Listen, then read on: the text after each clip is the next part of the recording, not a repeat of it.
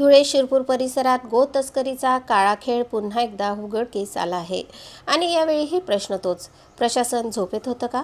आज 2 एप्रिल 2026 रोजी आद्य गोरक्षक श्री शिवछत्रपती गोरक्षक जन आंदोलन व प्राणी फाउंडेशन धुळे शिरपूर टीम यांच्या धाडसी कारवाईमुळे 8 गोवंशाची सुटका करण्यात आली। पण हा प्रकार उघडकीस येण्यासाठी गोरक्षकांना जीव धोक्यात घालून सिनेस्टाईल पाठलाग करावा लागतो। ही वस्तुस्थिती धक्कादायक आहे।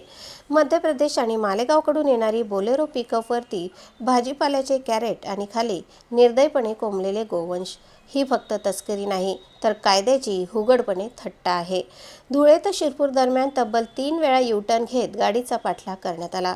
शेवटी शिरपूर बोराडी रस्त्यावरील वाडी गावाजवळ गाडी पकडली गेली, पण आरोपी मात्र फरार झाले।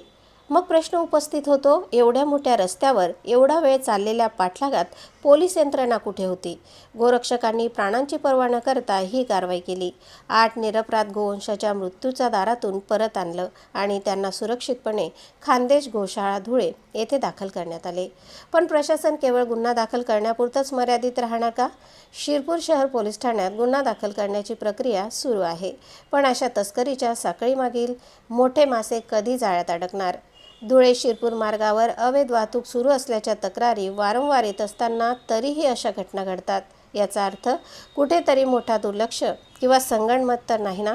महत्त्वाचं म्हणजे आमच्या स्वराज्य न्यूजने यापूर्वीही याच पोलीस ठाणे हद्दीतील गो तस्करीवर स्टिंग ऑपरेशन करून वास्तव समोर आणले होते, मात्र त्यानंतरही कोणतीही ठोस कारवाई झालेली नाही।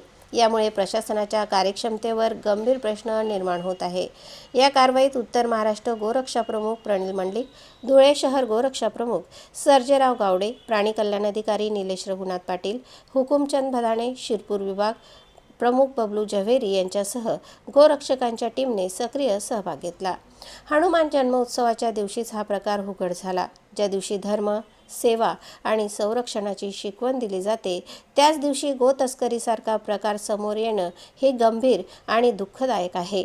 गोरक्षक संघटनांनी केलेल्या कारवाईचं कौतुक होत आहे, पण प्रत्येक वेळी नागरिकांनीच पुढे येऊन कायदा हातात घ्यायचा का?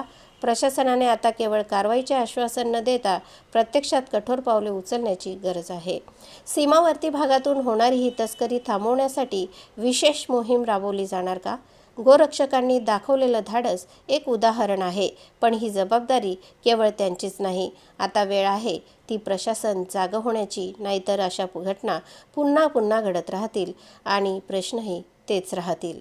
आज हनुमान जन्मोत्सवाचा दिवस आणि हनुमान जन्मोत्सवाच्या दिवशी मध्य प्रदेशातील माजलेला गो तस्कर मोहिंद जो चॅलेंज करतो की माझी गाडी पोलीस पकडू शकत नाही, जो वारंवार मध्य प्रदेशातील पोलिसांना कट मारून व त्यांचे बॅरिकेड उडवून वारंवार वाहतूक करत असतो आणि तो म्हणतो की माझी गाडी कोणी ओळखू शकत नाही।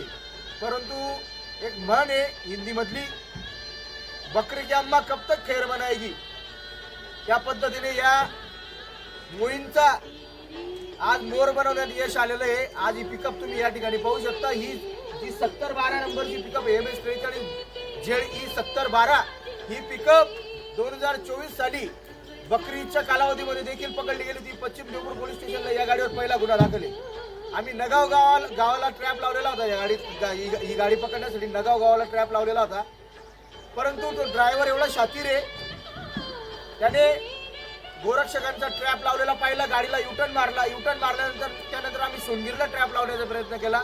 सोनगिरला देखील त्याने गोरक्षकांच्या अंगावरून गाडी घातली। त्यानंतर बाबळी पाट्याला गाडी आली। बाबळी पाट्याला ज्यावेळी ट्रॅप लावलेला होता, फक्त थोडीशी म्हणजे काही 2-3 फुटाची जागा सोडलेली होती, फक्त म्हणजे राहून गेलेली होती ती जागा। त्या 2-3 फुटाच्या जागेवरून आणि डिवायडर वरून त्याने गाडी चढवली आणि मग गाडी पुढे आली। त्यानंतर नळदऱ्याला आमचे हुकुमचंद साहेबराव बदाने, आमचे मानद प्राणी कल्याण अधिकारी यांनी देखील ट्रॅप लावलेला होता। तर हुकुमचंद साहेबराव बदाने यांच्या अंगावरून त्याने गाडी घातली। त्यानंतर आम्हाला वाटलं सोनगी टोल नाक्याला, आपलं शिरपूर टोल नाक्याला गाडी जाईल, शिरपूर टोल नाक्याला देखील ट्रॅप लावण्यात आलेला होता। परंतु गाडी शिरपूर टोल नाक्याला न जाता आणि गाडी उठावत रस्त्याला टाकली आणि उठावत रस्त्यातून मग शिरपूरमध्ये प्रवेश केला।